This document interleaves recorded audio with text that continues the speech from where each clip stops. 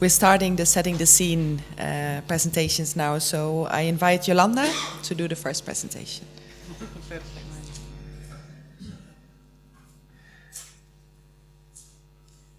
Okay, thank you very much. Thank you very much for inviting us to do this setting the scenario first conversation. I will call it conversation.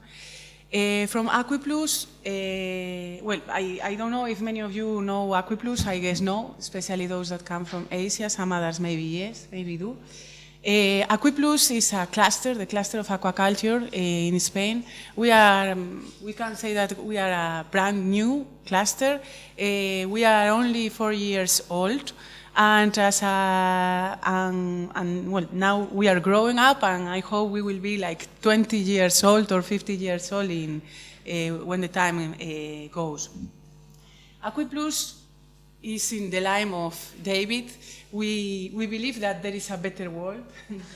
We work for a better world. And I say it as a, well, it is a statement that we always say. We say that our cluster is represented by people, people above organizations, that's what we always say. And people above organizations mean that that is one of the main challenges for us, for the aquaculture sector development. People are the challenge. We work for people, we work with people, and the aquaculture sector only can develop if we count with the right people. Yeah. That's why we are here. That's why we think that this workshop is really interesting. Our industry is always worried about that, thinking about how many challenges the European Commission, the world organizations and universities, industry, civil society and ourselves put so much pressure on us. We need people to work on that, but we believe that we already have the people. So all this just to say something. Sorry, it's soft. Okay. We work on, these are our 3 strategic axes. Yeah, we've just finished a time for internal reflection because we were having a birthday of 4 years old. We decided to renew our vision, to renew our mission, and we decided not to renew them because we are so confident with that. But we renew our 3 main axes, okay? They are cooperation, networking and communication, quality management and sustainability, and innovation, knowledge management, and together with that is training. All these words have already been said this morning by all of us, I think, through the only word, through what we want to do together, and so on. This is what we have to work. This is really developed, and for this, because we are really on that, we have 5 working groups: healthcare, sustainability, microalgae, nutrition, communication, and of course training. The presentation, what I'm going to try to tell you and to share with you, comes from that group, comes from the worries of that training group. Who is doing that training group?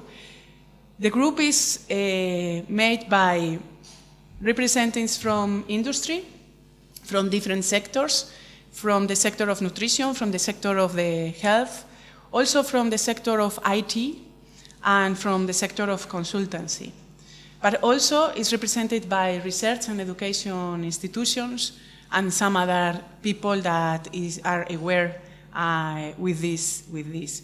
What do we do? We've been working on defining what are those challenges for the training, what we should do, and we are already working on that, on what we think that we should do. And I will give you some examples at the end of my presentations, and also can be good for the working group in the afternoon. Of course, aquaculture, we all know, it's not for talking about that, that is considered that to be one of the main food suppliers, that we are growing up, and that we have so many challenges. We all agree, the aquaculture in the world agree more or less on what those challenges are, but how to reach these challenges, and if we are ready to face those challenges. Those are the 2 big issues that we all are discussing, not today, but worldwide. Competitiveness, sustainability, and innovation are the three words that we always use to start talking about our challenges. Why am I going to review the challenges? Because those challenges, if we focus that, some of you I was talking before were saying we are very aware of what industry demands are. What industry demands are, it's only related to those challenges. But we have to think it from two perspectives on the future, the employee of the future. The one is, as we were saying before as well, disciplines, and the other one's competences, but together with the disciplines and of course skills. Automation of process, that needs research, but that also needs adaptation. New ingredients for sustainability, research, and industry, and also research and industry collaboration. Climate change, that's another of the big challenges, no? And in Asia, you know a lot about that, even more than we do here in Europe. Public-private partnership for, again, adaptation. Locations. We are all here in Europe talking about locations, offshore, coastal management. That means investment. That means many things, but also investment, regulation, and investment. Market perception. It's the civil society, the consumers, it's the market who is saying to the industry what we should do. Knowledge management, communication. We need lots of psychologists, no? The interdisciplines, you were saying before about that we have to be open-minded and we have to start crossing disciplines, yeah? Psychologists should be working with us in aquaculture as well. Inter and intra-sectorial collaboration. Some others said about this? Of course. And a cluster means that, inter and intra-sectorial collaboration. We have our working groups, and our way of working is that nutrition people and health people, they are working in the same table in order to face common challenges. This is very important. I can give you an example out of aquaculture that we are doing in other things as well. For example, in the port of Vigo in Spain, we are working on the new fish market. And in order to design the fish market, it was the sector of automobile who helped to design the new processes for that fish market. The same. We have to do the same in the other sectors in aquaculture. Sometimes it's trying to look for we need a specific technology. Which sector is working in that technology? We could work together and we could try to apply and adapt. Digitalization, of course. We all know about that. From big to open data, again, adaptation. That's why our main word was adaptation. International business. Companies are becoming bigger and bigger, big mergers, international mergers. We are facing that and production, that's also along the supply chain. But that means many things. That means skills, no? That means openness, that means cultural adaptation. Cultural adaptation is very important. We are here, Asia and Europe. We will never do business if we don't understand each other's cultures. That's so important. And for that, open mind. New generations. Sometimes we did a workshop like, it was, I think, last November, and we were talking about that. New generations. We brought someone from Norway, and he was talking to us what you are doing with young people in order to attract them to the industry, because you are working very hard on that. Current generations, well, I'm still 42, but I'm not 20, yeah? So time goes, and we need to train and we need to work with those that are coming. And they are those who will replace to all of us, and they are those, the ones who has already those skills, and the ones that we have to work with in order to be able to face all these challenges. How to reach all these challenges, I'm sure that we all agree with them, and that I'm sure that there are so many others, but I just picked some of them in order to try to identify what's necessary to reach them. But what's necessary for that? Financing, funding, yeah. It's not always funding, but financing. How to finance all this? Coastal management, no? Climate change. We have to find all those challenges. Regulation, management knowledge, of course, and human capital. Human capital, that's what I was saying before, people above organizations, that's what it says. Talking on human capital, that means that we are talking to persons, yeah? That's something very obvious, but sometimes we forget. It's not a table, it's not a skill, they have emotions, they have special needs, they have special requirements. The world's changed, it's not changing, has changed already. And these people that has working in our organizations and the people that are going to be working in the organizations, they will also have special needs. It's not always what's going to be the employee of the future in order to adapt to our challenges, but also how to adapt our challenges to the new generations. So this human capital, in order to work with it, we have to talk about context, culture. We have to talk about the sector challenges. I said about that before. And we also have to talk about personal skills. On context. This is only one reflection. Well, of course, we all know about that. Most of them are kids, children, or teenagers. Many times we are talking about adaptation to the new technologies, adaptations to new ways of collaborations. They are already. They are kids. They are the future employees of the industries. They are already adapted to all of that. They are growing up with that. All of us that have children can see 2 years children with the mobile phone as the extension of their arm. Sometimes we think they don't know how to communicate because they are all the time with that. They communicate.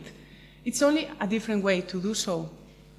This is not aquaculture, but it is also aquaculture. Sometimes we are so worried of looking for how to adapt, how to make them to adapt to the industry or vice versa. No, they are already adapted. It's just us, the industry, research, and so, the ones that are currently working on that, who have to adapt to all of that. We have to find a way to communicate with them, to transfer the knowledge, to teach them with the knowledge that they will need in order to develop their professional duties, not skills, because most of them have already the skills. It's just us that have to adapt it in our universities, in our industries, and so. I don't know if you agree, but it's just like an open thought that we have. As I said, the challenges, of course, become into demands. Automatizations, technology digitalization, market perception, international business, just a brief summary of 3 of them. Skills, multiple intelligence in order to reach that. Disciplines, comprehension, connection. Some of you talked about this before. Creativity, of course, creativity. Creativity in many, as for example, I said before, I need to develop a new technology. Maybe people from automobile already know, from the aeronautic, they already know. Networking. Well, people that are coming, they do networking already. It's us, probably, industry, that have to adapt ourselves, and also universities, to the ways of doing networking, and just to change the attitude towards that networking. So the future employee will also have those tools in order to apply them. Projects, focus, and team management, yeah? The times of having like the people with the same disciplines in the same team is finished already. We will have, and we already have in our companies, people with, they are psychologists, they are engineers, they are biologists. They will be working all together in order to solve specific productive problems. Problems of production. Intercultural communication. We will have to communicate in Spain, in France, in Asia, in Indonesia, and in the US at the same time. We have to find the ways to understand each other. Language. Well, some countries have solved already the issue of the language, some others don't. And language is very important, just from the very beginning. Time management, working under pressure, mobility, no barriers. Even that of new locations of the aquaculture means mobility, means also changing the mind. What you said before, we are working with a mobile and a computer all around the world. That's going to be that is already our world. That's the world of the future as well. So also industry, universities, and everybody have to adapt to that. New ways of contracting people, time management, mobility, no barriers, ongoing learning. University is not only, that's also our point of view, is not only for the degree, is not only for the master, is not only for the PhD. It has to be a continuous relation with the industry, university, industry, industry, university, in order to design and develop new specialized courses, short courses, online courses, presence courses, that also resolve and support to the industry to train and reinforce their employees' disciplines. Vision. It has to be people with vision, to understand that aquaculture production is not only just to send and to sell that fish or that mussel, it's also feeding, and you have a big responsibility on the work that you are doing. And of course, collaborative. So aquaculture sector demands some skills. I don't think I said anything new again, because we already talked about all those skills, but just to make relate. But how to do this? The future employee of the aquaculture industry is the one who will have all those skills, and so it will be like a robot or something like that. I don't think so, because I said before, we have the basis already there. It's just us that we should adapt and to take the better and the best profit from the basis. How? We need to search for new talent. We need to make our sector attractive for them. That's something we are always talking as well in ACUIPLUS and in other forums. Why we are not attractive? Our sector is so beautiful. It's a beautiful sector. You are creating something alive. Why? Why we are not attractive? Let's reflect about that. Maybe it's because we have to adapt ourselves to the new generations, to the new ways of life. Let's promote collaboration among stakeholders. Universities, is what we always say, vocational universities, industry, administrations, okay, it's so difficult. Go for that, let's go for that. We're doing that already. I was explaining to some of you before. I will tell you, in some programs like industrial doctorates, industrial PhDs, industries working at the same time with universities and vice versa, and they are doing so, and it's working. Let's include other disciplines in aquaculture, vocational training, but also university. Let's talk about psychology in aquaculture, not only about biology. Let's include as well in our universities, in tourism, in mathematics, in physics. Let's include about aquaculture. It's not like a subject, but let's include it. It's also an example. Let's make all those disciplines to include aquaculture as an example. I'm finishing. Let's promote entrepreneurship, within. That's creativity, new ideas. Let's collaborate between different sizes companies as well. We are trying to work very strong in attracting startups, They have so much to say to the big companies. They are very young people as well, and with new ideas. Let's go for new training programs designed, as I said before, exchange training periods, cross-sectorial, why not, industrial doctorates, and as I said many times, let's adapt training to the new times. So just to finish, this is a sector in a constant evolution. This is a sector that needs new ideas, knowledge management, that has so many opportunities, and that if we are able to reinforce that human capital, we will be able to be innovative, competitive, and of course, sustainable. So thank you very much, and let's go ahead today.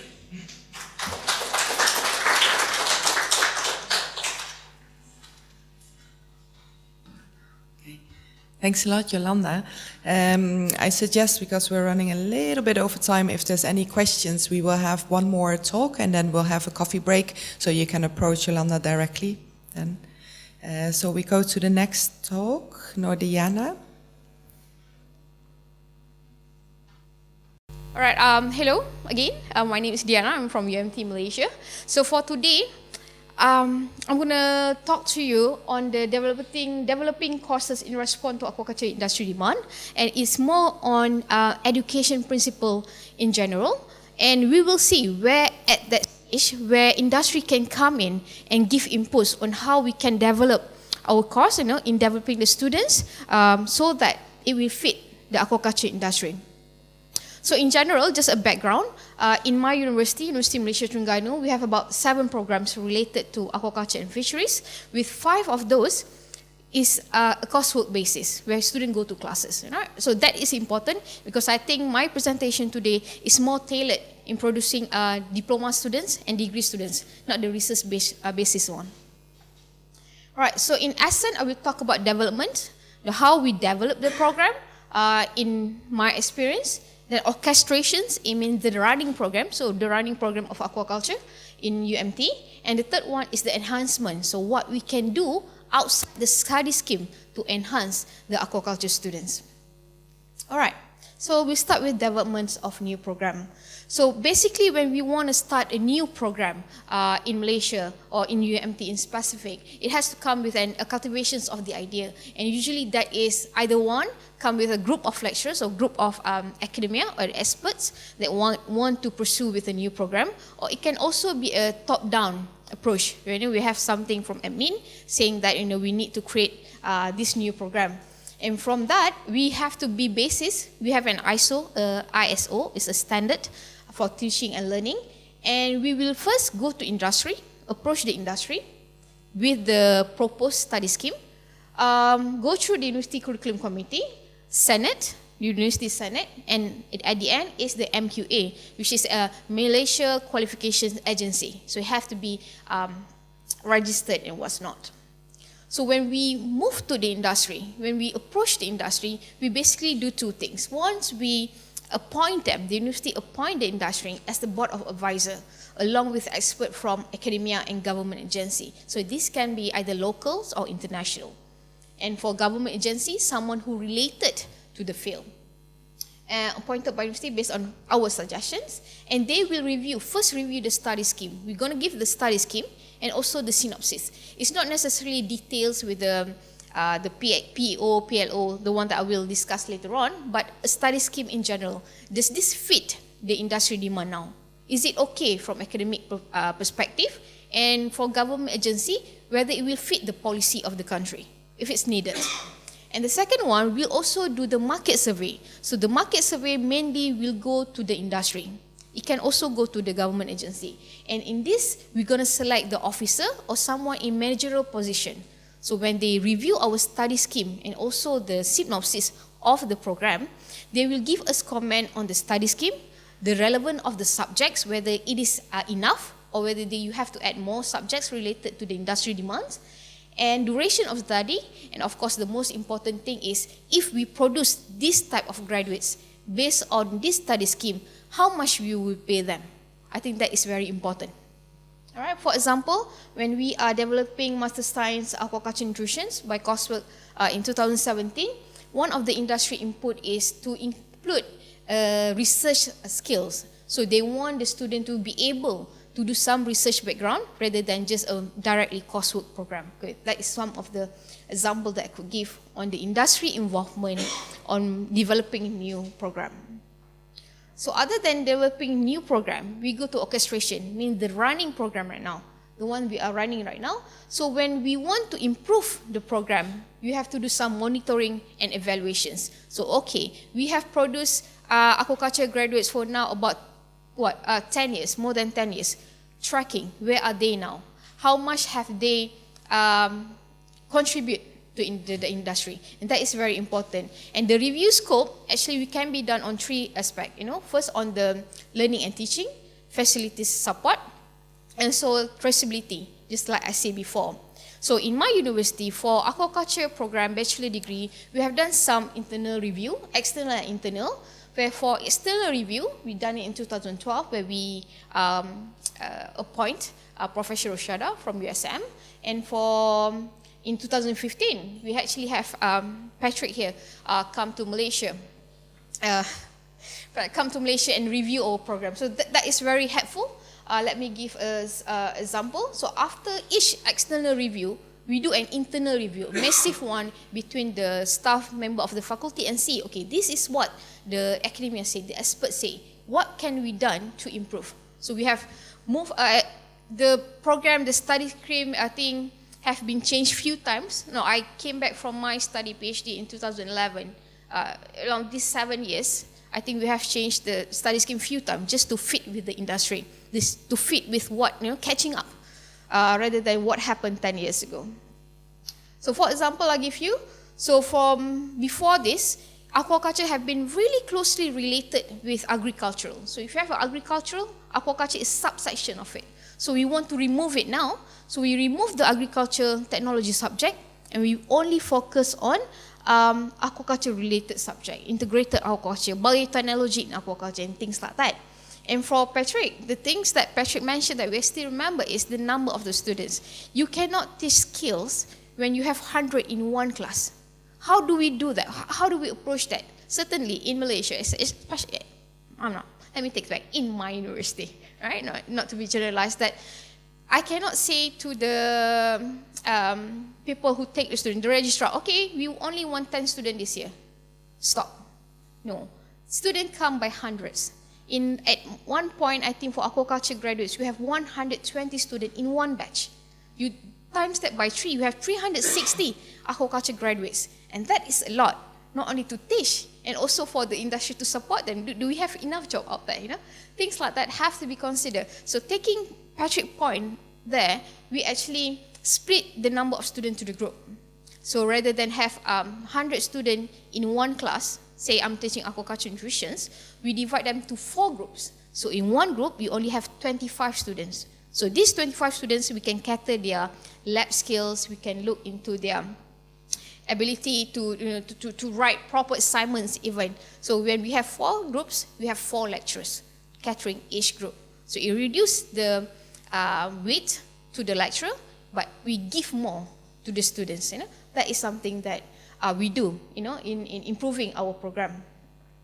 And then for developing new course for aquaculture, we are subjected to, this is called, please pardon, I have to use Malay language, it's called MPN.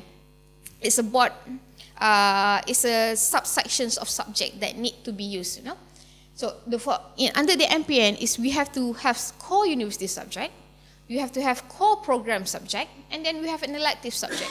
Core university subject is something that patriotism, history, and it has to be there in the program, has to be there. I think about 10%, 20% of the whole total credit, like chemistry or biology, something like that.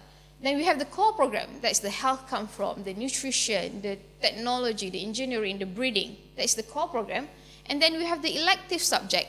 Elective subject, although we want it to be the guided elective, which is, say you take health subject, health organism subject for compulsory, you can also take parasitology if you want to enhance, you want to know more.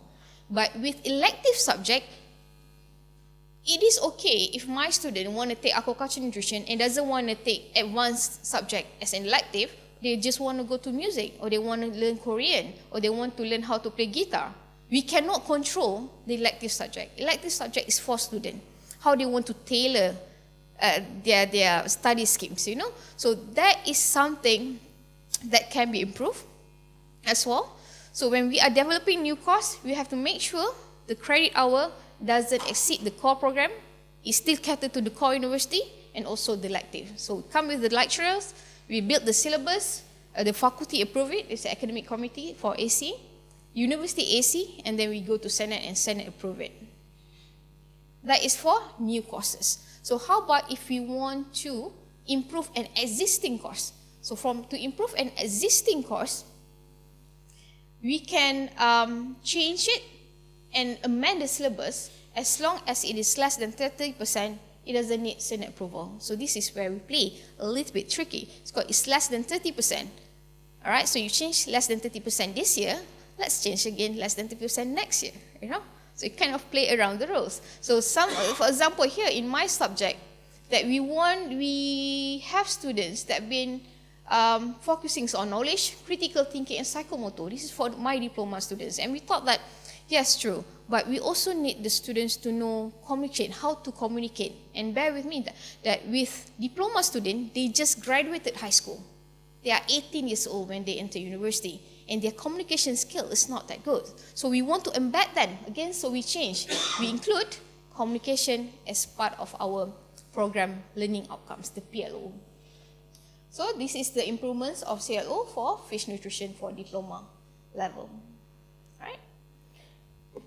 Okay, this may be a little bit technical, but I want to show you how actually the industry can benefit from developing new courses, or how industry input can be put in.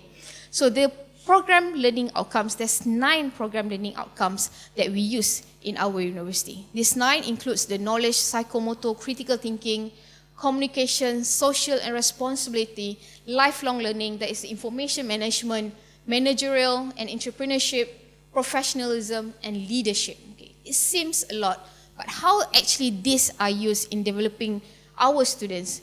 Let me show you this slide. Okay, this is the preliminary outline. When you have the 9 program learning outcomes here, okay, 1 up until 9, so you have knowledge until professionalism, managerial here, you have the course study. This is the study that you have to put in. This is for master student. And in research methodology, we are focusing on the student to get knowledge and also social responsibility, for example, and also professionalism. And for advanced fish nutrition, I want the student to have knowledge, critical thinking, and also psychomotor. So at the end of the study, when the student graduates, the program educational objective, we can see that we are producing graduates that have high level of knowledge. We can tailor our subjects so that the student maybe have 10 out of this all subject focus on psychomotor.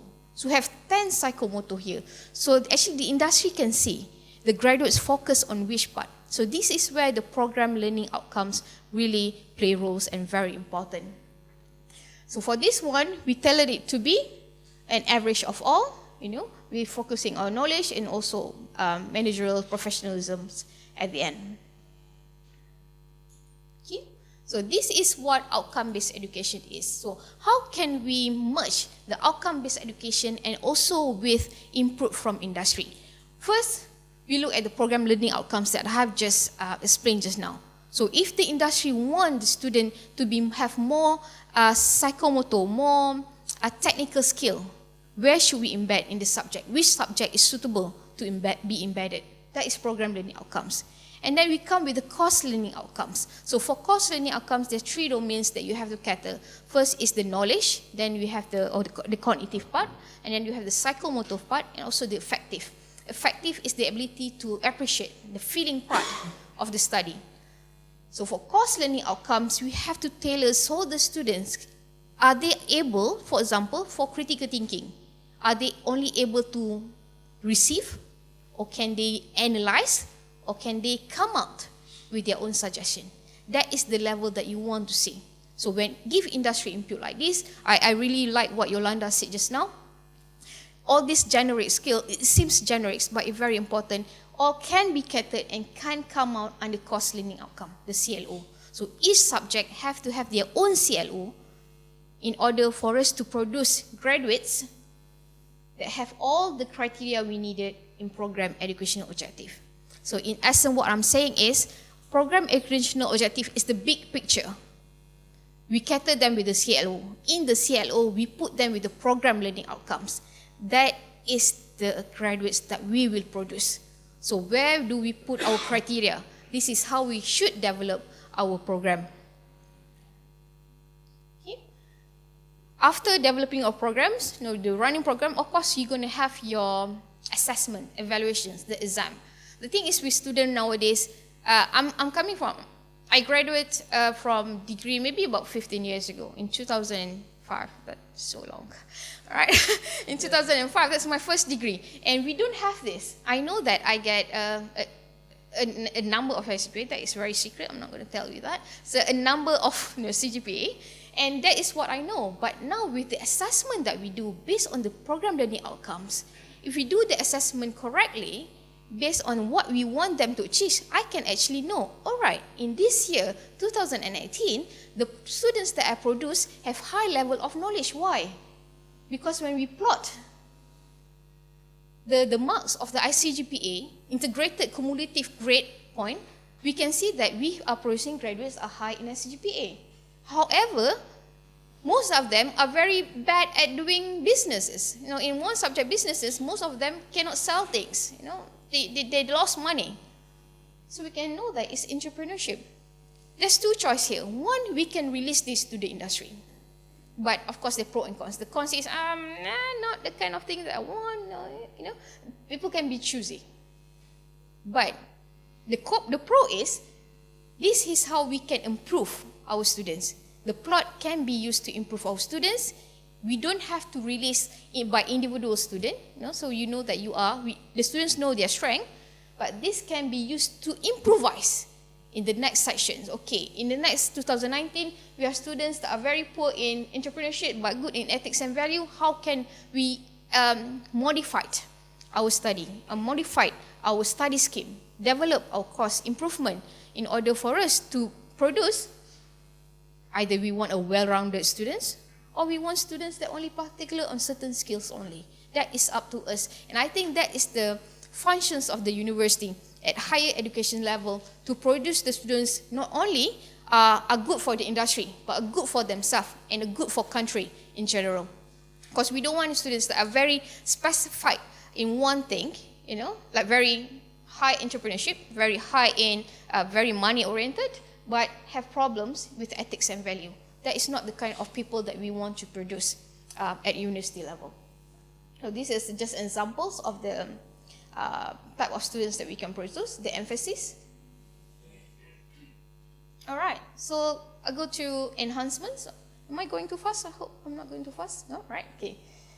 All right, enhancements of teaching and learning experience. I say when we go to in the introduction just now, I've seen few people that I really want to remember because I want to meet you after this, you know, to discuss about this.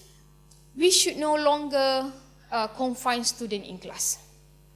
There's no need for that. I will tell you why. So this is the type of thing that we are doing right now in UMT within our abilities to make the study more interesting.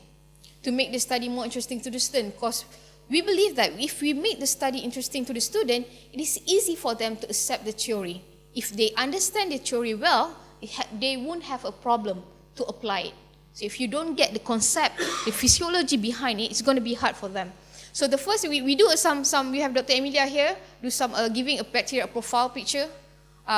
It's basically, you know, identifying bacteria, but you make the students give a profile picture, so it's easy for them to remember.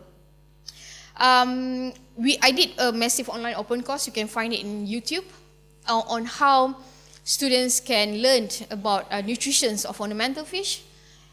We also have few lecturers working on problem-based learning, which is very important now, and also project-oriented problem-based learning. So in this type of study, teaching and learning experience, we throw them with a problem, you come up with the solutions. It's no longer a lecture to a student, but it's more a mentor to students. You assist them to come up with their own ideas, how they can improve their knowledge and study. Involvement of industry, we have industry in classroom, we have started that, so we invite industry to come actually in the class to tell, okay, this is what's happening in my company, this is my problem, and if I want a student, if I want to hire you guys, what type of students that I want, what type of people that I want. So we have invite them to the classroom. We also invite the industry as jury during final year presentation. We only started this year, so we have, say in this batch 2017, last year, so they present this year 2017, we have about 500 final year graduates, so final year students that doing their presentations. So we have 500 posters with a lot of lecturers and a lot of, it's an open in a convocation hall, very big. 500 posters that people go and actually see, and the student can engage directly with the industry and tell them what's their research about. That's a good idea to improve their skills. We also have industrial training. I see some people, lecturers from Kanter and Nonglam. We have sent our student there to Indonesia as well. Field trip, engage with industry, and also student attachment in industry. All right. This is what I want to focus about in developing new course.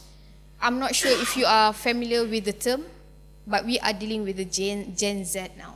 It's no longer post-millennials, no longer millennials, no longer baby blooms and whatever before that. We are engaging in Gen Z. Why? They are people, they are students that are born in after 1995.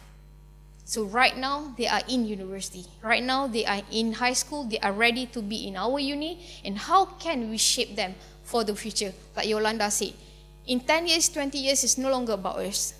It's about them. How can they move forward? All right? So it really depends on them. So let's see the characteristic. They have greater dependence on technology, social learning environment, hands-on learning experience, early career focus. That is something very important. On-demand service, and integrated digital learning tools. So we can no longer expect our students, okay, go to the lab, inject the fish for the breeding. But how can we make them understand the process? We are moving from pedagogy to andragogy and heutagogy. And right now, we are here. We are no longer pedagogy. Pedagogy is a one-way teaching from a lecture to a student. Then we have andragogy, where we act together as a team. And then we have heutagogy, we're actually teaching them to learn. We are not feeding them anymore. We are teaching them to learn, for them to engage in learning activities. And this is how we need to focus. Because when we focus on this, we are rethinking our teaching and we are redesigning learning. So I think the focus of students right now is how we can tailor them for them to be they can do their own study with us as assisting. So in future, so hopefully, these all challenges can be overcome. So when we overcome these challenges in education, I think we're going to produce students that are able, that have all the characteristics that we mentioned now, and all able to move the aquaculture industry forward. That is my thoughts. And to end my slides, in School of Fisheries and Educations, we have Aquaculture Educator 4.0, this group of people. We are moving towards preparing innovative teaching materials, and I would really like to talk with some of you, and maybe we can do some collaborations on teaching and learning experience. If I can share here, Dr. Shariza is working on type of applications on breeding of ornamental fish, where you can use an app to cross-check if I crossbreed this species with this species, what kind of ornamental fish with what kind of colors. Now, we have a lot of genetic information and database behind it. So we have Dr. Sandra working on games on fish diagnostic, and Dr. Emilia on probiotics, Dr. Loman Hakim also on physiology, breeding, and ornamental fish. I myself working on nutrition.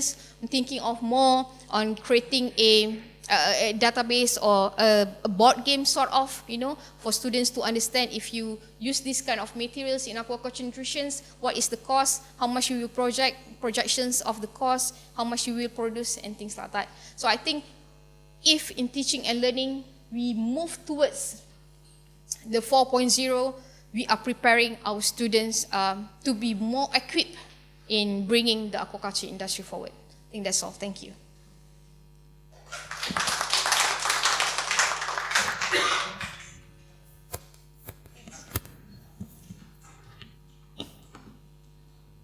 Okay, thanks a lot, Nordiana, as well. We have coffee break now, so if you have any questions for the speakers so far, you can approach them. And if you take this chance to hang up your poster to the wall behind you, that would be great. We will start again in about 15 minutes, so I'll call everyone then. Okay, we start again. We continue with the setting the scene with the third presentation. So I give the floor to Amaya now. Everyone's attention, please. Thank you. Okay, thank you very much. So, as I said in the initial presentation, my name is Amaya, and I am based in the Institute of Aquaculture in the University of Stirling. And I want to thank EURASTiP for allowing us the opportunity to introduce this project that we are working with, and we hope that it's of interest to EURASTiP, and we can find some synergies between the projects. And the project title is the Curriculum Development for Sustainable Seafood and Nutrition Security. So that means that the objective is really the development of new MSc curricula by the Asian partners. I think we would all agree that in the labor market that we are facing and increasingly facing in the future, there are some soft skills that they are crucial, and that applies not only to our discipline, aquaculture, fisheries, but also to other disciplines. And so therefore we think within our project that higher education plays a key role within that context, and there are other ones, but higher education plays a role here. Okay, so within our context, seafood can come from aquaculture or fisheries, and already said here that the production is to be increased. And so therefore, the underpinning this project was very much the sort of concerns that the partners in South Asia were raising, and the situation that they were raising was that in some of their MSc programs, not undergraduate, but MSc programs, that they were seeing a decline in student enrollment. And that meant that some of the MSc programs that they were running, they were not sustainable anymore for the faculties. And so the situation is why that is, and whether we can work towards reflecting on which are the causes. And of course, you would say that aquaculture and fisheries can be less attractive degrees than business degree, for example. So it's finding this connection to make them attractive. It could be also that employment is not aligned with expectations. That could be another reason why they see that decrease in student enrollment. Or also that employers have low satisfaction rate with graduates. So there is a disconnection between what we are providing in higher education and what are the industry needs. So really the aim of this project were to identify best practice in higher education programs and to develop a set of new MSc curricula which is focused in sustainable seafood and nutrition security. Now, these new courses are to be offered at 9 different universities. So we have 3 partners in Vietnam, 3 in Thailand, and 3 in Indonesia. And I have to say that in the beginning of the project, I thought that the MSc would be the same for all. So there will be like some core subjects, some core program that would be applicable to all of them, but this is not the case. And this is because different universities, different countries will have different needs, and therefore that has to be tailored to the particular needs of each institution. So this is a list of the partners that we have in the project, and the lead partner is the Asian Institute of Technology in Thailand, but you can see that we have 3 in Thailand, 3 in Vietnam, 3 in Indonesia. Sterling in the UK, we have the NUST, the partners in Norway, in Trondheim, and then we have 2 partners in Greece, University of Thessaly and Eurotraining. So what have we done so far? The project was funded, I think we got the news maybe in October, December last year, yeah. But actually the kickoff meeting happened in April this year in Thailand. So there's been a lot of catch-up because it took a while for the project to get everybody signed, everybody up and running. But I'm going to explain what we have done since we had the kickoff meeting and some of the reports for Work Package 1, which has already been finished. So the work so done has been the identification of similar curricula, relevant curricula in Europe, and we separated that in 3 regions: Scandinavia, Eastern Europe, UK and Western Europe, and Mediterranean countries. And the partners in Thailand, Vietnam and Indonesia, they did a similar exercise, so they look at which MSc programs they are offering. Then for the second point was the identification of best practice, and I know that this could take you, that could be the aim of the whole project, you know, what is best practice? But anyway, we thought that a good way of tackling this question would be through a questionnaire. So the partners in Norway, in Trondheim, developed a questionnaire. That questionnaire was circulated to both EU and Southeast Asian, and these were people that are currently teaching in MSc programs of that particular topic. So that questionnaire didn't go to the industry or to students, it was to people that are actually involved in the MSc. And then the Asian partners, they perform a needs analysis, a gap analysis, and they did that by performing different focus meetings. And these focus meetings were with academics, industry, and also students, so that each university will have a better understanding of which is the needs for their particular situation. So for the identification of similar curriculum, mainly internet searching, these are the sort of keywords that we were looking, so you can see that it was not just aquaculture, but included also fisheries and food science and food technology. And when we look at the data from the EU area, we see that we found 56 institutions, higher education institutes, that are offering MSc programs that are relevant. And in total, we identified 71 MSc programs. If we look at the relevant programs, it sort of makes sense in the sense that countries where aquaculture and fisheries is very, very important, these are the countries that are offering a higher number of MSc programs, which sort of makes sense. So we've got this data.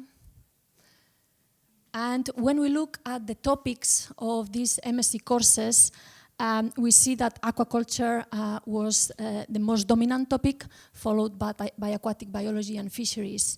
Now, it was tricky because each MSc offers so many courses, and sometimes they have different names for it, and sometimes it's not difficult to find. Some of these subjects are compulsory, some of them are not. But anyhow, we grouped the different modules into specific subjects, and we found that at least 33 subjects were quite common across the different institutions. And these were the top subjects that they are currently being offered in the EU area: aquaculture, management, ecology, genetics and breeding, sustainability, fish nutrition, and then environment and physiology. So these are the most common subjects. Now, in Thailand, they also scope which is available, what is the curricula there. There are 32 institutions offering fisheries and aquaculture programs, and of them, 10 universities are offering MSc and PhD programs in aquaculture, fisheries, and related fields. In Vietnam and Indonesia, they did the same exercise, and we can see that in this case, also there is quite importance on post-harvest technologies. So there's aquaculture, fisheries management, and also post-harvest technologies. Today I'm covering some of the data that we got, which is relevant for MSc programs, but the Asian partners, they also look at vocational education training, so which are the courses that are currently being offered. Now, for the identification of best practice, as I said, a questionnaire was developed, and that was circulated to around 100 academics in Europe and around more than 100 in the Asian partner region. And this questionnaire had general questions to gather how the people that are currently teaching are, but also we asked them, okay, which methodologies do you think are more relevant? Which methods of assessment would you like to see if there was a new MSc program coming forward? And the survey was open for 4 weeks, and as you can see, we circulated the questionnaire quite widely. But when you look at the respondents, unfortunately, you don't get so many back. But okay, we got around 50 responses. And we had different nationalities represented. We had from an area perspective, 9 from Europe and 8 from Asia. We had males, females, most of them between 40 and 60 years. And we, more than 50% were teaching staff, but we also had representation from course directors. And we can see that the thematic subjects that they said they would be highly relevant if it was to develop a MSc program in seafood nutrition security, would be food safety, seafood quality, food security. So you can see that in reality, it's not just about the production, but all the post-harvest would seem that should be incorporated in these programs, because this is highly relevant from that perspective, so not stopping at production. Now, for the teaching methods, this is interesting. We asked them which methods they thought they were highly relevant for teaching methods as being effective from an employability perspective and also from a learning perspective. We don't see much differences there. We do see is that in both cases, most of the respondees, they said that the research projects and within the MSc program, the research projects, ideally in collaboration with industry, was the best teaching method. Also case studies, laboratory work, but something that I was personally surprised, and I think partners as well, was online learning, which was not really considered as an effective teaching method. I don't know why that is, whether because the people who answer the questionnaire are people that might not be so familiar with online, that could be a reason. But I think one of the points that was coming from the survey was that it could be related to the level of engagement. So the student engagement is so important that if these online methodologies are not well tailored for the student to get engaged, then they might be counterproductive. So these are the important generic soft skills that came forward. We've been already talking about them here today, but okay, they came through the questionnaire, and we have some numbers associated to these soft skills. And in terms of methods of assessment, again, the thesis is seen as a preferred method of assessment for master programs, presentations followed by questions, while on the other hand, for example, writing examination, not so much, but still this is one of the methods that we are highly dependent still on lectures and on exams. But we even ourselves are aware that these might not be the best methods of teaching and the best methods of assessment. So some observations from this data, as I said, the importance of food safety and food security, the fact that the research project is so important. On the other hand, only 50% scored internship as a method to a high degree contribute as an effective teaching method at MSc level, which again, it was something that I didn't think it was going to be the case, as when we hear about internships, there is always a positive vibe around them. We know that virtual learning environment are to increase learning outcomes, but the lack of maybe two-way participation, that could be a challenge, and that needs to be looked at properly. And student engagement is key for the master programs, making sure that we get them as engaged as possible. And again, writing assessments or a presentation with questions defined as best practice. Now, in the needs analysis that was done by the Asian partners, as I said, this was based on discussions, and in this case, yes, there was industry representation, and yes, there was student representatives. I found this interesting, that this was coming forward, that these needs, especially from an industry perspective, are dependent also on the type of enterprise that we are talking, the size of enterprise. So if we are talking about small enterprise, the type of skills that they require might be different from the ones from larger enterprises. So we have to be aware that industry is not just a one bag, and whether some of the vocational educational training could be more focused for example, small enterprises. That could be something that could be looked at, because it could be more relevant. Now, in terms of topics that they were coming from the gap analysis, one area was new technologies and practices to improve not just the quantity, but also the safety and the quality of the seafood products, and also the value-added product development. This was an area that in some of the universities was coming forward, an area that sometimes we overlooked when we are doing our OMSI programs. Also fisheries governance and policies, and that could be very much more linked with the government policy, and soft skills, which we've already talked about, also communication, leadership, and English proficiency. So what's next for us? So we have planned 2 study visits, and the next one is going to be in November in Norway, and in February they are going to come to Stirling. And the aim of these study visits is to start developing the programs and start building the structure and the content, and hopefully that would be a good exercise.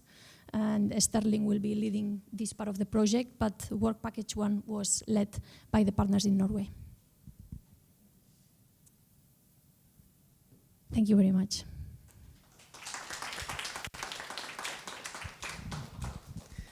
Okay, thank you very much. We go straight on to the next presentation by Din. Good morning, everybody. Today I represented my group, our group, my university, to present the topics of Vietnam outlooks on the building capacity through education. This topic was suggested by Ms. Mary Kay and Professor Patrick Socklus. I think this topic is a specific topic today, not talk about the high-level education, but I mentioned on the lower, on the small-scale farmer and the extension staff in the Vietnam situation. Okay, it's my presentation. Have the content is 3 parts. The first is I would like to introduce the context of Vietnam aquaculture. The second is to talk about the situation of human resource building in Vietnam. And the last is building quality improvement of training in aquaculture sector in Vietnam. The first, I would like to introduce a history of development of aquaculture in Vietnam. We have 3 different space periods. Before is 1975. Aquaculture in Vietnam is mentioned in the marine and brackish water. Aquaculture in the breadwater is have the model of rye, comb fish, and earthbound and bamboo case. In the second period, aquaculture in Vietnam is mentioned on the fish culture in earthbound and case, rye comb fish also, and culture-based fishery as in applying several reservoirs in the Vietnam. On stream is we start develop stream culture in the macro integration. From 1985, we success on the black tiger stream seed production, and on 1977 we success on the artificial seed production on the strip catfish. So that is the aquaculture in Vietnam in this period is developed on the intensive strip catfish culture in the cay and pond, and semi and intensive stream culture in the stream and the rye stream rotation. Since the middle of 18 decades, the aquaculture sector has been oriented to export aquaculture products. aquaculture in Vietnam is very diversity on the aquaculture ecological reason from the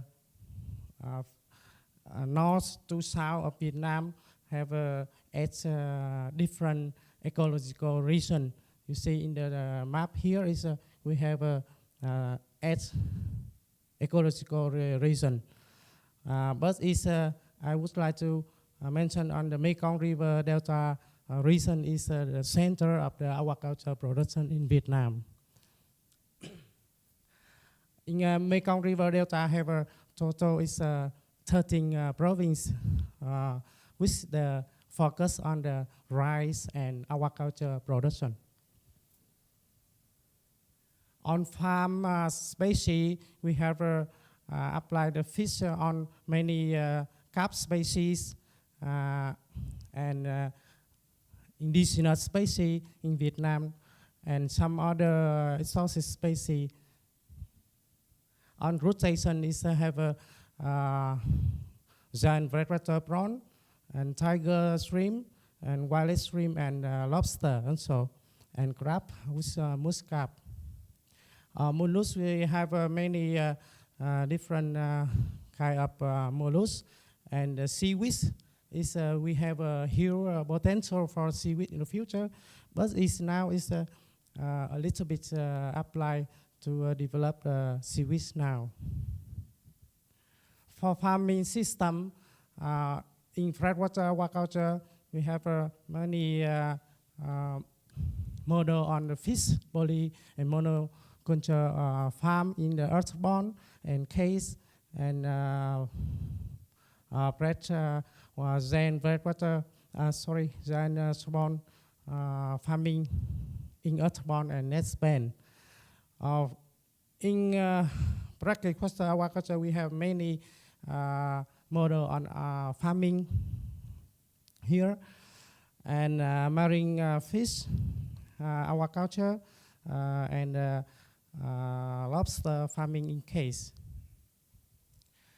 But you know, it's in Vietnam now is we have mentioned on two group of catfish. I would like to introduce the overview of the catfish in Vietnam. Is have many stage development before 1975. It's only semi-intensive in bond onshore. In this stage is to develop to increase the level of aquaculture on catfish in intensive in wooden case with the artificial sick to supply for aquaculture to develop this species. The next stage is to increase the level of aquaculture on catfish is increase in net span, and after that to increase in the bond, earthborn. This is the main model of catfish in Vietnam now, with a very high yield production around average 500 tons per hectare now. And some years ago, some the farming to apply the rat system for the catfish, but it's not so much, it's just this trial. This is an overview of the catfish model in Vietnam. The second group is very important in Vietnam aquaculture is marine shrimp.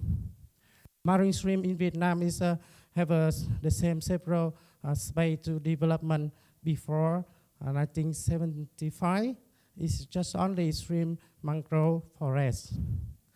The next stage is to increase the level of aquaculture is semi-intensive with the many different species of shrimp. From this stage is to increase intensive shrimp farming with artificial sick apply on the monodon mainly is monodon species and little bit with vanami. But this stage is the developed as a new model of stream control with the right stream rotation on the model species.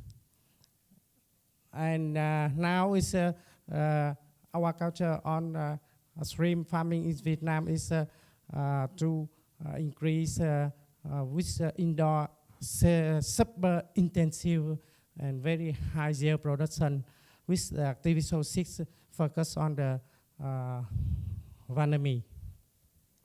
Applied is 2 or 3 stay in the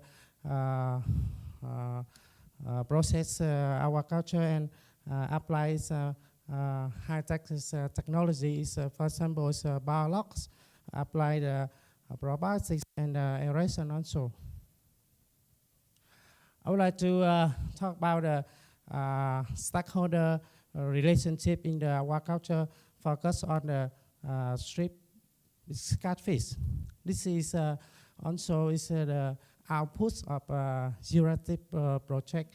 We our group is organized and to survey and to apply as the stakeholder mapping on the catfish. You saw is from the input to production and trading, processing and consuming is many relationship between multi-stakeholder, but is we mentioned is mainly large farmer and enterprise on the catfish. Catfish in Vietnam is just mostly is applied on the big farmer. Small farmer is not so much. Similar for the stream stakeholder in the stream culture is a little bit different with the catfish. You saw is a stream is 2 group of the farmer. It's a small scale farmer and large scale farmer also.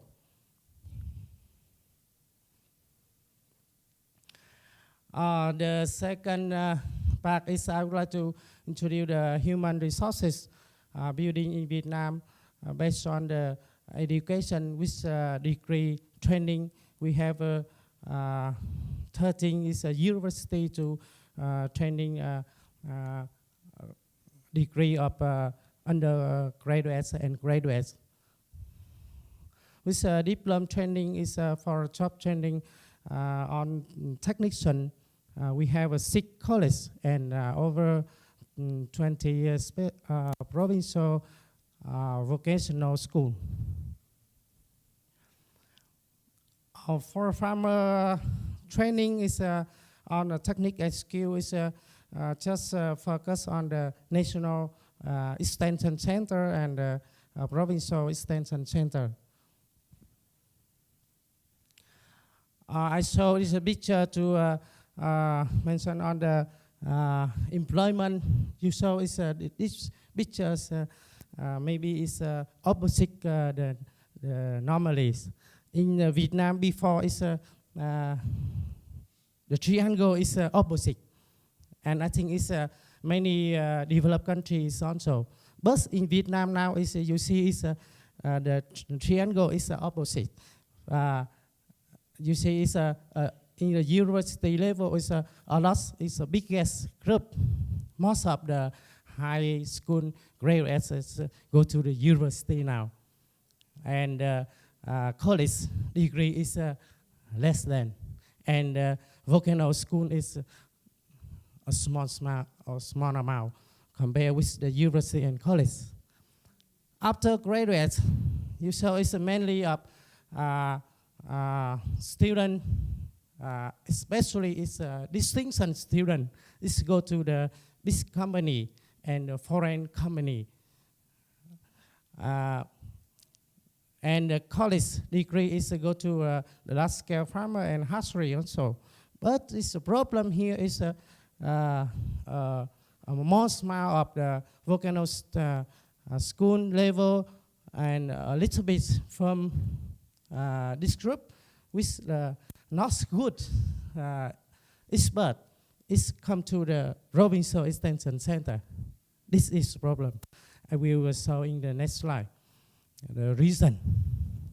For farmer training, it's the same. We separate these three groups. It's a large-scale farmer, a middle-scale farmer, and small-scale farmer. It's like this. It's based on the amount of the participant here. This group is the biggest. But most of the distinction students after graduates, the high level is go to this group. Both group is receive training from this group through its workshop and individual contact. But small scale farmer is receive mostly training from this group through its classroom training, on-farm visiting and demonstration farm and individual contact. So as says the certifiability, so that is both group is find feeling is the good middle or to the good feeling of certified. But the problem here, you show is a small scale farmer face not happy because they receive training from the not good teacher from this group. Why is reason that the small scale is unhappy here? We think that is the problem for small scale farming is trending is they lack of cooperation and knowledge sharing. And for the main problem is extension staff. Extension staff here is a lack of the update knowledge and less of lecturer skill, lack of teaching support facility also, and lack of job motivation. This is, I think, is a problem in Vietnam because most of the distinction student is not working station staff. On the training methods, is we less diversity in the program and the methods for training, and applies one-way communication in the teaching. For training methods, is just apply one of four traditional methods: classroom training, on-farm training, and farm visit and demonstration farm. So that is this is, I think, is the traditional and very old methods for the training with the farmer. So problem on the training farming method and skill is sometimes we use provide a higher intensification than the farmer needs, and over investment capacity for us households. And extension staff is less problem orientation solution for the small scale farmer. And sometimes they teach is more theory, but it's less is practical skill. That is the farmer is in need. So it's the end of results of the training is we provide a tool to follow. That is not good for the small scale farmer, and let's improve capacity to cope with different situations. So that we have some subjects for to improve through is revise innovation in the education in Vietnam now. is to how to support an investment policy from the government on the finance, how to incentive for diversified training methods on the farmer, and to improve the teaching aids and facility during the training, to recruit of qualified staff to the group for to training the farmer. On provincial extension staff to initial routing training on updates knowledge and skill for the extension staff, and better working condition for them. And for farmer, how to promotion of a farmer linking in extension club. To get for the university, we need to set up several outreach programs through the research to improve the agriculture system to the farmer, and apply the new technique transfer to the farmer, and retraining provincial extension staff. This is need to improve. On some the NGO organization working with a small scale household for farmer to promotion of the farmer group, and to create the club building of the small scale farmer. For extension staff, we need to improve the skill of farmer working and training of extensive staff, and training methods oriented to farmer capacity building. That is on my presentation. Thank you very much for your listening.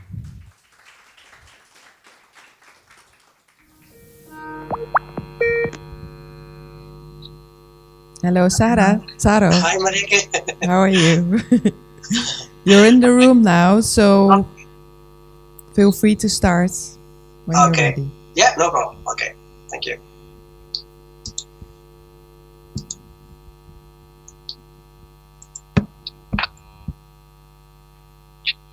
Okay, can you see the presentation okay?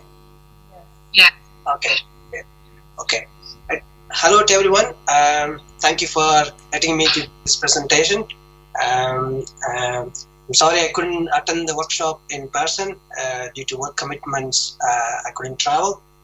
Hence, we decided to do the presentation through Skype. I'd like to thank EURASTiP organizers and Marike at ACUIPLUS for the invitation. So thank you again. I'm sorry, I hear that we are running a bit late, so I won't keep you long. I'll try to keep it very short. I'm going to share how we provide training at NAFC Marine Center, UHI in the Shetland Islands. I'm aware there are a number of universities and colleges provide aquaculture training both here in UK and in Europe and in Southeast Asia. So I'm just going to share what's our experience in providing training to the aquaculture industry. I'm not sure how many of you are familiar with Shetland Islands. It's a small island in the north of UK, very windswept. Whenever I attend any conference or workshop, quite a number of times people ask me the question, how did I end up here? And the answer is, I didn't see the map properly. That was 21 years ago, before the Google Map era came. So, but no, I enjoy working here. Although it's a small island, we do contribute quite a bit to the Scottish aquaculture production. There's more than 40,000 tons of salmon produced here every year, and we also produce quite a lot of mussels. And the seafood industry is worth quite a lot and provides employment to the island population. I'm sure you're all very familiar, and you probably talked already in this workshop. Aquaculture industry is very rapidly growing. the use of technology and innovations. It needs qualified graduates as biologists and vets, but more so we require skilled workforce, and the skilled workforce need to be trained and retrained. The industry is facing a huge shortage of skills gap, and we believe that through vocational training and short courses, we can fill this skills gap and meet the demands for the industry. Again, there's nothing unusual here. By providing training, we can cut down the cost of production, we can improve the fish health and welfare, we can comply to the government regulations. I know that more and more regulations coming through, and we also have to comply to the certification schemes when you're for the supply chain, or if you're supplying your product to the supermarket, you need to fulfill certain criteria. It helps to produce more ethically and sustainable produced aquaculture product, but more importantly, the workforce are being valued. They feel motivated by providing training, and they can progress further. I'm speaking about the people who work day in, day out. I'm not speaking about the managers. I'm not speaking about the biologists and vets who are spread over the company. I'm speaking about the workforce who work flat out through weekends and doing harvests on Sunday night, working in harsh environments. These are the people I'm speaking, how much the training is very beneficial to the workforce. So how do we do it in AFC? We provide short courses which can range from half a day to a day. Some courses may last up to a week. And the modern apprenticeship program, the vocational courses which last over a year, and we deliver that over in 3 different levels. And also we deliver the vocational training in maritime studies, engineering and fishing. How do we run the vocational training? It's a joint partnership between 3 agencies. Lantra, who are kind of the industry rep, they set the standards. They will tell, okay, for a level 2 program, these are the occupational competency candidates should achieve to get the award. SQA, Scots Qualification Authority, they are the awarding body. They're the one who give the certificate. And the Skills Development Scotland, they are the one who give the vocational training. We get the money from the SDS Scotland. So this is how the modern apprenticeship program works. Our entry-level program is level 2. So this, again, is good for the newcomers into the industry and less experienced staff. Just a very basic level. I think if I put it in terms for the South Asian counterparts, this will be equivalent to our 10th year in the school. I hope I'm right in saying that. It's good. It gives a bit of overview of the industry, gets them into the feet and understanding the basic husbandry practice and all other things as well, and to meet the health and safety issues as well when you're working in a fish farm. And then after a few years, when they become more experienced, they can progress to the next level, which is level 3. Again, it's a bit more advanced and suits the staff who are either progressing to a senior role or a managerial role. We have launched a new program, Aquaculture Management, level 4, just last year. Companies come to us and asked us like 2-3 years ago, right, our staff have done level 2, level 3, what's next? Is there any management program you could deliver for us? And the companies are not willing to send the staff to university to do a full-time course or even online part-time studies. They want to have a qualification which is very aquaculture specific.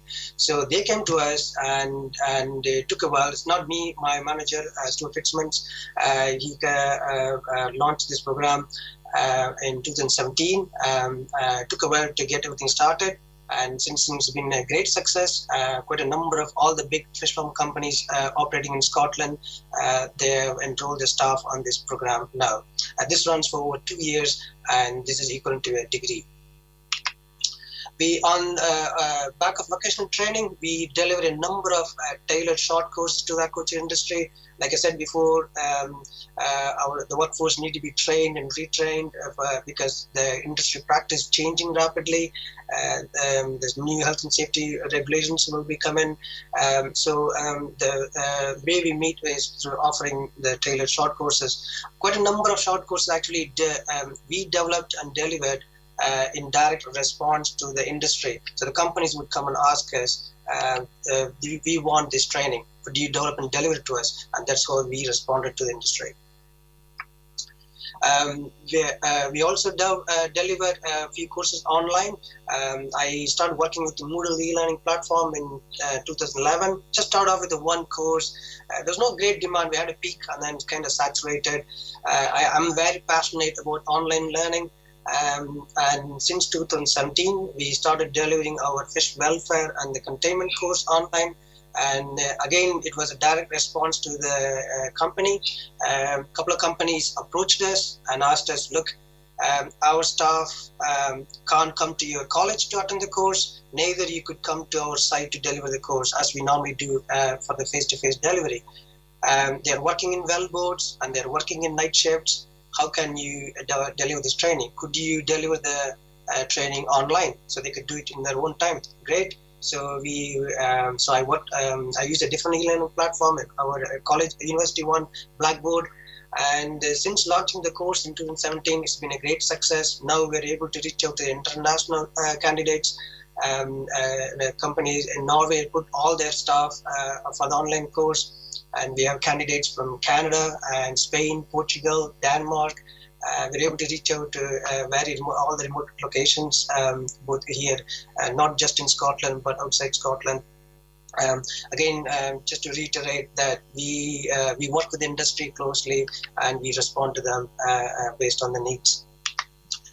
On top of the aquaculture training, we deliver a number of, the center delivers a number of engineering courses and other short courses which are mandatory if you are a wellboat operator or a workboat operator. And also, we also need a lot of trained engineers for the fish farm industry as well, because it's not just the biologists and husbandry people we need. We also need qualified engineers because, as you could see, the industry is getting very much mechanized these days. There's more equipments are used, and so we do need qualified engineers. Industry. Just to put in a nutshell, we had delivered our vocational training to over 180 candidates since 2011, and our short courses, I think we have delivered well over 1,600 candidate numbers since 2011, and we're just a tiny dot in the map, a small center, and at the moment we're only 4 of us working in the training section for the aquaculture training section. I know I could go on saying all the rosy picture, but we do have challenges we have to speak about. We have to respond to industry. Sometimes it takes time. We have to listen to the industry and see what skills and competency their staff are wanting.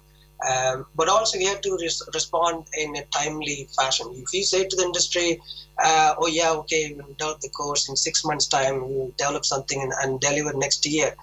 That's not going to work.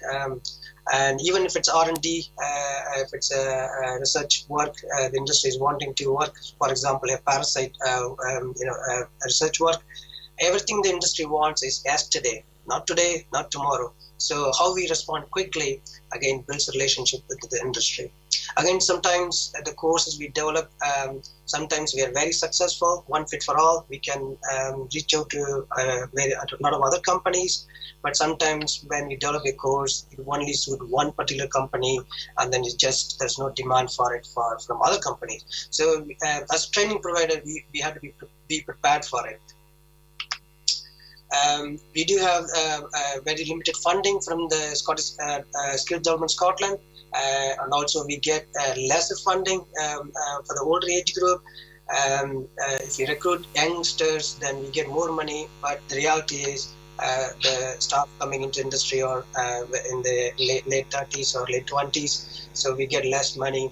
And because the distance we cover, it costs a lot of money for us to travel to the mainland Scotland to see our students, because all our vocational training is, all the students are they're working, they're working in the companies on site, so we have to go and see them. They don't come to the college. There's no classroom teaching involved. It's all self-study, so we have to go and see them.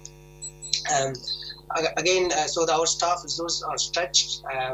Like I said before, in Shetland, we are in the heart of industry. From my office window, I could see 5 salmon cages, and there's wellboat and workboat goes in the harbour all the time.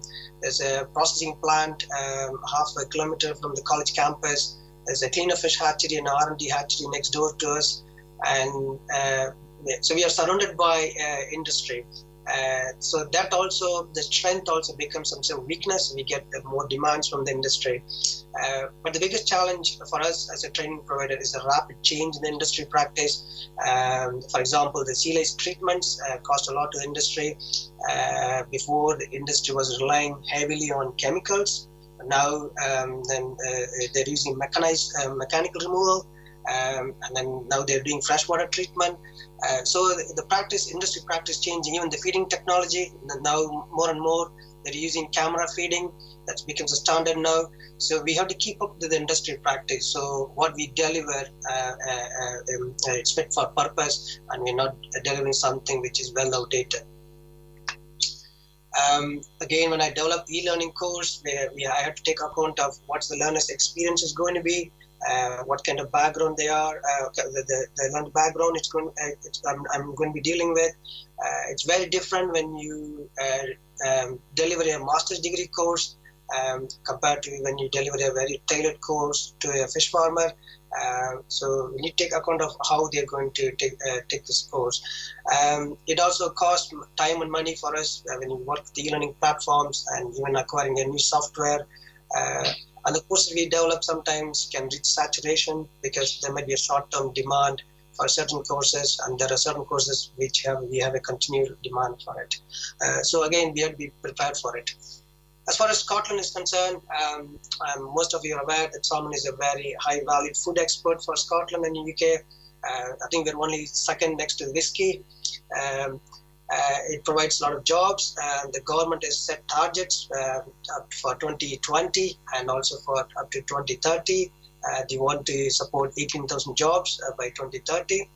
But how are we going to achieve this target? There's already a huge shortage of skilled workforce in the aquaculture industry. And then more and more legislations are coming through, more and more certificate standards are coming through. We can only achieve this by training the existing workforce. We need to also recruit new workforce. So this needs to be addressed. I'm sure you probably would have spoken about this in the workshop already. And we need support from the government for funding, and also we need support from the bigger companies to invest in training. And we have to, the message is, like, we have to take training to the fish farmers wherever they are based in remote locations, and either face-to-face delivery or even by using technology like mobile learning. So yeah, there's a huge potential, not just here in Europe. I'm sure it will be a similar situation even in Southeast Asia as well. I'm sorry if I rushed through because I was conscious of the time, but that's me, and thank you for your patience. I can take any few questions, or you can drop an email to the email ID I've given here. Thank you very much. Much appreciated.